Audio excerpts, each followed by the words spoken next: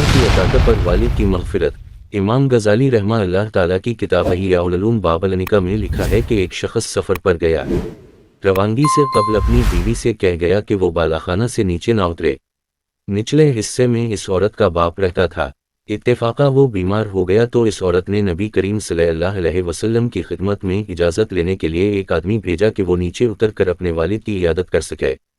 آپ صلی اللہ علیہ وسلم نے فرمایا کہ اپنے خاوند کی اطاعت کر، اس کا باپ فوت ہو گیا، اس نے پھر اترنے کی اجازت چاہی۔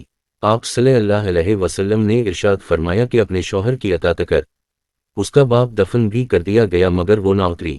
آن حضرت صلی اللہ علیہ وسلم نے اس عورت کو کہلا بھیجا کہ تو نے جو اپنے شوہر کی اطاعت کی، اس کے عوض میں اللہ تعالیٰ نے تیرے والد کی مغفرت فرما دی ہے۔ یاد رکھیں کہ عورت کی اپنی خواہش بھی شوہر کی مرضی کے تابع ہے۔ نبی کریم صلی اللہ علیہ وسلم نے عورتوں کو آگاہ کیا ہے کہ ان کے خاوند یا تو ان کی جنت ہیں یا جہنم ہیں۔